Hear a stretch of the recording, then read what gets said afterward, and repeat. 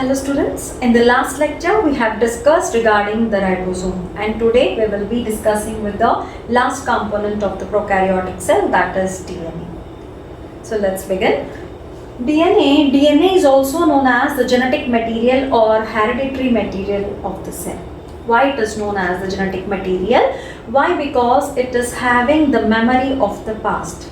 It will be carrying this memory through generations, right? It will be carrying the characters, or you can say certain traits that are present in the parents to the children, or you can say from their grandparents to their younger generation, or sometimes the ancestors also. We will be receiving certain characters from our ancestors. So how all this transmission is possible? This is only because of the DNA. So DNA will be stably inheriting the characters from one generation to other generation, and hence we call this DNA as the hereditary material or genetic material. DNA is present in all the living organisms, right? And this DNA inside the organism, it will be present in all the cells. In organisms, if you take the single cell organism like bacteria, it will be only single cell and it contains the DNA. But in the case of multicellular organisms, we all know that numerous cells are present. In the case of humans, we have trillions of cells inside our body. No doubt each and every cell of the human body or any organism will contain this DNA. Okay? Then how is this DNA? DNA will be same. DNA will be exactly the same copy inside a specific organism or a single organism. It can be you or me. We will be having the same type of DNA all over our body. All the cells inside our body will be made up of same DNA. How this is possible? This is possible because the life will begin from a single zygotic stage. We have discussed in the introduction of prokaryotic cells. I have told you that life of any organism will be starting from a zygotic cell. The zygotic cell will have the DNA, and the same DNA will be multiplied, copied, and it will form the complete organism. So the same copy of DNA will be present in the whole body of the organism. It can be a nerve cell, it can be a muscle cell, or it can be a cardiac cell. It will be having the same type of DNA. Irrespective of their origin, structure and function, the DNA will be uniform all over the body. This is the main point. Okay? This is the fourth important stage. And coming to the importance of DNA in defining a species. We have different species like humans. We are one kind of species, the plants, the animals. So we have different kind of organisms, and each species, each different kind of species, they are specific. They are unique. If you observe the plants will be almost similar. There may be minor differences or variation, but still they look alike. Like if you observe the plants, we have the leaves, stem and root. Though they are modified structures present, they are almost similar in nature. In the same way, all the human beings, they look alike. They have 2 ears, nose and limbs. Everything will be same. Same with that of the fishes, or you can say any kind of animals. They have similarity among the same group. So why this is happening among the same group? Because the DNA present in a particular species will be the same. So it is species specific. The DNA is species specific, means it is same or almost similar for same kind of species. It is species specific. So let us see quickly what are the main important points I have given in the introduction. DNA is called as genetic or hereditary material. All the organisms will contain this DNA, and all the cells of that organism will also have this DNA. Irrespective of their origin, structure and function, all the cells will be containing this DNA. Not only that, I have told you the DNA is uniform in all over the body of the organism. All the cells will have the same DNA in a particular organism. And even the DNA is maintained constantly in a particular group of species. So species specific, DNA is species specific, and there the DNA will be similar among the same group of organisms. So these are the main important points. Not only that, the DNA will be carrying the information related to the organism's structure, function and maintenance. So how the organism will appear, or how the organism will function, and how it will be maintained throughout its life, it is completely dependent upon the DNA. So these are the 6 basic points that you have to remember, children. All these are very important to understand the basic concept of DNA. Now let's move on to the structure of the DNA or biochemical nature of the DNA. DNA, just like a protein or a fat molecule, it is also a biomolecule. Okay, and this biomolecules are again micro as well as macro based upon their size. Micro means small, macro means large. So DNA here is a macro biomolecule or macromolecule. And this DNA will be acidic in nature due to the presence of high negative charge. So DNA is a macromolecule. And how is the structure of the DNA, that we will discuss. DNA is also known as nucleic acid. Nucleic acid. Why it is nucleic acid? Because of its high negative charge, which will impart the acidic characteristic feature to the DNA. Nucleic acids in cells are of 2 types. One is DNA and the other is the RNA. What is RNA, children? We have discussed this in the protein synthesis. In ribosome, we have discussed regarding RNA. RNA means ribonucleic acid. And what is DNA? Deoxyribonucleic acid. So both are acidic in nature due to the presence of phosphate. Phosphate will impart negative charge, which will in turn make them acidic. And hence we call these 2 macromolecules as nucleic acids. Okay? And we will see what is the full form of DNA, children. Deoxyribonucleic acid. So though we have 2 type of nucleic acids, why this DNA is mainly used as genetic material or hereditary material inside the cell? Can you tell me, children? Due to its stability. Mainly the DNA molecule, it is highly stable in nature. DNA is a genetic material which the nature has selected for the survival and existence of the living organisms. This is mainly because of its stability. RNA compared to the DNA is unstable, and not only that, we have certain cases where the RNA is acting like genetic material. Few examples we have: the plant viruses and certain bacteria, they have RNA as genetic material. But majority of the organisms will be having DNA as a genetic material. 99.9% organisms will have the DNA, and 0.001 chances we have where RNA is acting like the genetic material. Okay, let us see the structure of the DNA. So DNA, it is chain-like structure. It is forming a thread, or it is chain-like in appearance. And this chain-like structure, it is formed with the help of units, and these units are known as nucleotides.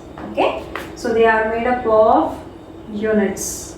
So if you look at this, all these are nucleotides. They join together to form a linear chain of DNA molecule. This is a DNA molecule.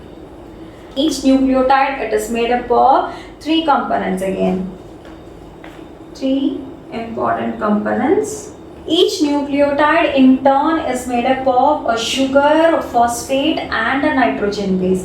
All these 3 will constitute one single nucleotide.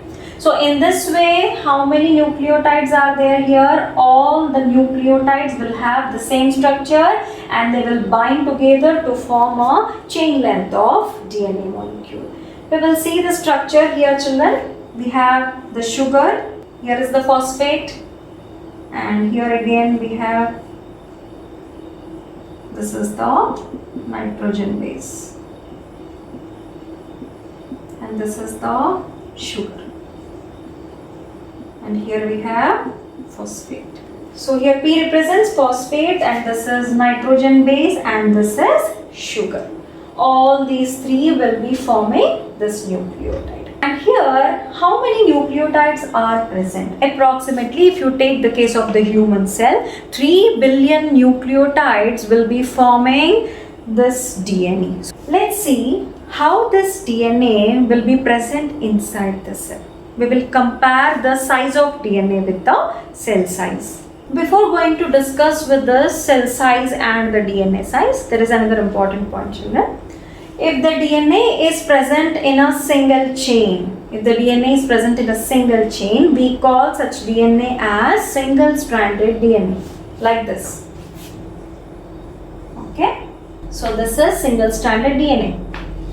And if we have this structure, ladder-like configuration, we call it as double-stranded DNA. Double-stranded means we have two molecules of DNA.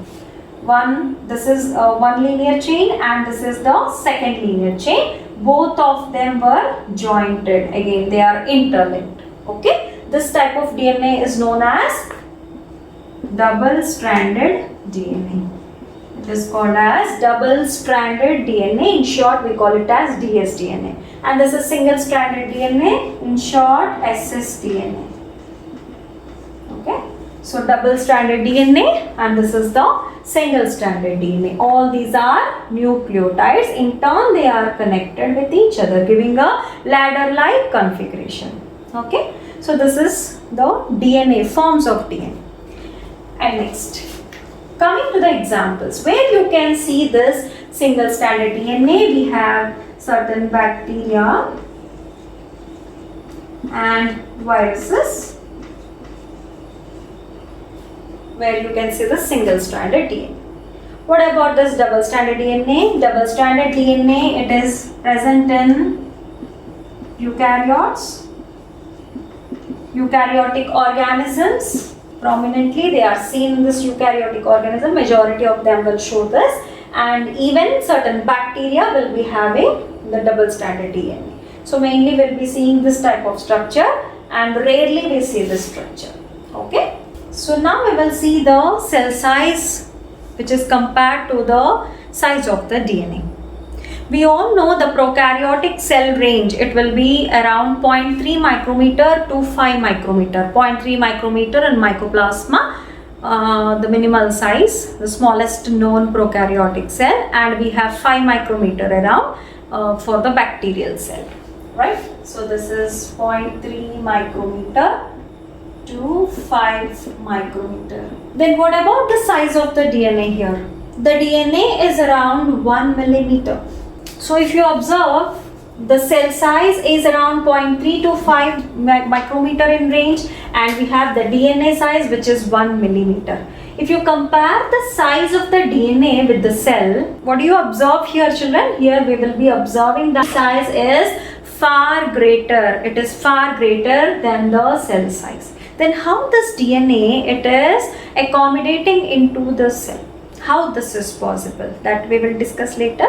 So here, if you observe the size of the DNA, it is 1000 times greater than that of the size of the cell.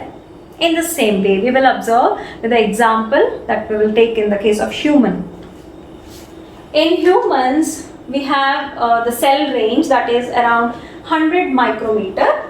The cell size is 100 micrometer to the largest cell in the human body is the egg cell, which is 1 millimeter. Okay, we will take 100 micrometer, and this is the cell size in the case of humans. Even in the case of plants, we have 100 micrometer range. And what is the DNA size in the case of humans? We have 1.8 meter. 1.8 meter is the size of DNA in the case of humans. We will write it here as eukaryotes. Even here is the same case. The size of the DNA is greater than that of the cell size. Not only that, you have to remember one point. In prokaryotic cell, the DNA has to be kept inside the cell cytoplasm. But in the case of eukaryotic cell, inside the cell again we have another compartment. Say this is the cell. So DNA is not present inside the cell. Inside the cell we have another compartment which is the nucleus. Inside the nucleus we have this DNA. So if you compare the prokaryotic cell, it is even more difficult for the DNA molecule to be present inside the nucleus. Why? Because compared to the cell size, nucleus size is still lesser, right? So it is around 10 micrometer. The nucleus is smaller compared to the cell. So it has to be, the DNA has to be present inside the cell nucleus and it is around 10 micrometer. Then how this is being accommodated into the cell, that we will see now. Okay. So in both the cases, in order to make this DNA fit into the cell, in order to fit the DNA into the cell, there is extensive folding of this DNA. How this folding of the DNA will be taking place, I will be just taking an example of a sieving thread and I will explain. So let us say, yes, you can see this, right? So this is a sieving thread, and if you open this thread, okay, if you open the whole thread, it will be very long. But when you coil it, when you twist it around the support, then what will happen, children? This will become compressed. The length will be compressed. In the same way, the DNA here, it should be compressed. The compaction should be done. Otherwise, it cannot be present inside the cell cytoplasm or inside the nucleus. In order to fold them, in order to keep them inside the nucleus, there are special type of proteins which will be helping them. And what are these proteins, children? These are histone proteins. Okay, the histone proteins are present for the folding and compaction of the DNA. So they will help in the compaction. And these histone proteins are absent in the prokaryotic cell. Histone proteins are absent here. Then how the folding is done? Even the prokaryotic cell, it requires folding. Otherwise the DNA can't be accommodated. The histone proteins will be present in the eukaryotic cell. Why? Because we have the chromosomes which are present in the eukaryotes, right? So the folding here is intense, it is very deep, and all the DNA that will be coming together to form a chromosome-like structure. It will be forming a chromosome-like structure.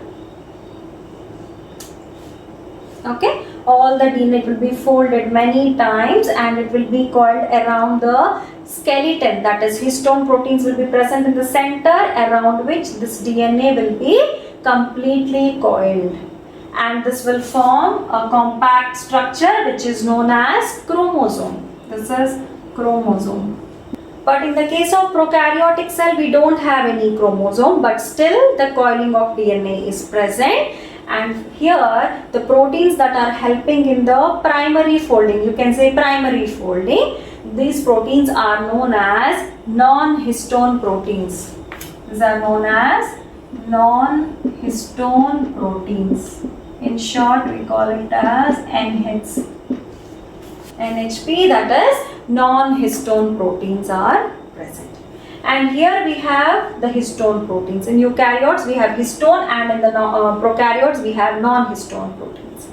Histone proteins are absent from the prokaryotic cell. That you have to remember. Okay. Next coming to the prokaryotic DNA, we will be discussing a few points regarding the prokaryotic DNA.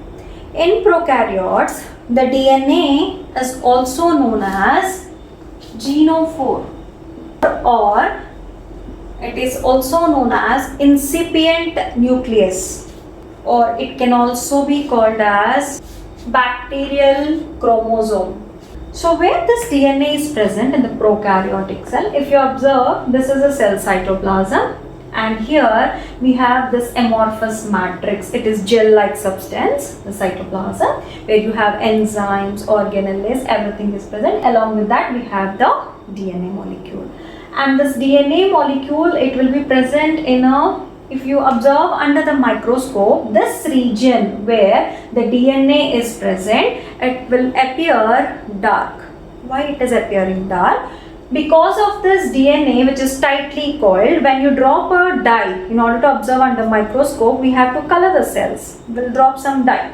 When you drop this dye, the dye will be more absorbed in this region because of the tight coiling of the DNA, and it will appear darker. Okay, so this dark region which is present in the cell cytoplasm, when you observe under microscope, we call the dark region, amorphous region, as nucleoid. We call it as nucleoid. The place where the DNA is present is known as nucleoid.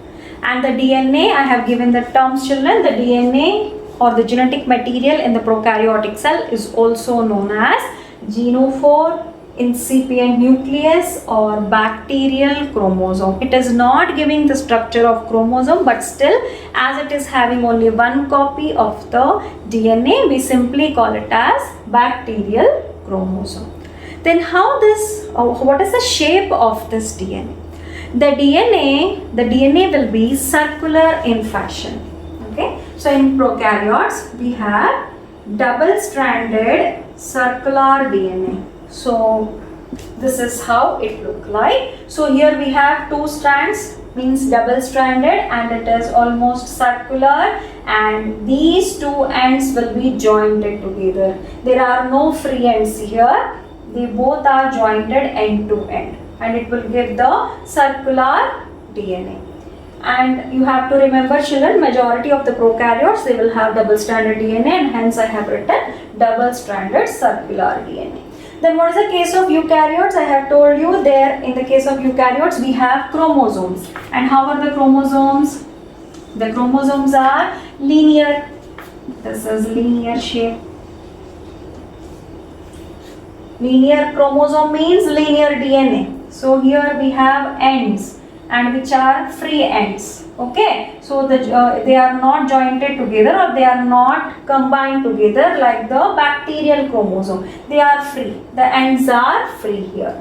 And what is the main difference here? The chromosome in the case, or the DNA in the case of bacteria, are circular, and the DNA in the case of the eukaryotes, they are linear. This is the major difference. Inside the prokaryotic cells, we have extra copy of the DNA. We have, yes, this is the main DNA molecule, but we have the extra copy of DNA. Let us say this is the extra copy of DNA. And what this extra copy of DNA is known as plasmid. In bacterial cells, we have extra chromosomal copy or extra DNA molecules. We call them as plasmids. And these plasmids will be having few genes compared to that of the main DNA molecule. It will be having thousands of genes. And here the plasmid will have 2 to 3 genes. Few genes will be present. They are resistant against antibiotics because of the genes present in the plasmid. So what are these, children? Plasmids are extra DNA molecules. These are even small circular extra chromosomal entities. They are independent in their, what you can say, they can produce their own copy without depending upon the main molecule. Yes, we all know the DNA, when they are forming new cells, the DNA will be doubled.